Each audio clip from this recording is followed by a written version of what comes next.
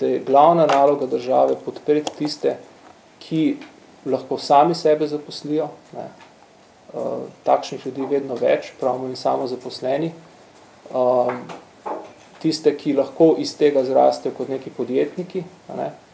In seveda tista podjetja, tudi večja podjetja, ki so sposobna vstopati v dejavnosti ali pa biti uspešna na trgih, kjer lahko prodajo proizvode z visoko dodano vrednostjo. To niso nujno samo visokotehnološki, ampak tudi kakšni drugi.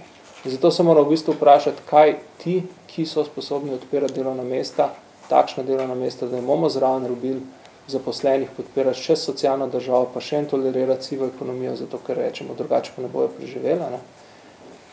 In takšne podjetja rabijo seveda drugačen sistem, veliko bolj prilagodljiv sistem socialne države, ki bo ljudem vseeno seveda zagotavljal varnost, ampak na drugačen način, ki bo manj omejujoč za gospodarsko dejavnost.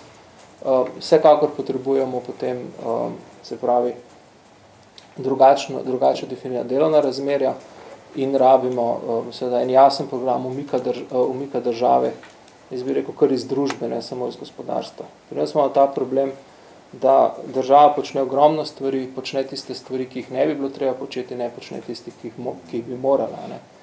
Imamo recimo državo, ki je lastnica velikega števila podjetij in bank, za kar ni nobene potrebe, hkrati pa in ki regulira ogromno stvari, a ne predpisuje ogromno stvari, hkrati pa tam, ker bi pa morala delovati kot predpisovalec, pa ne deluje na področju pravne države, področju regulacije finančnih trgov recimo in še kje. Ne.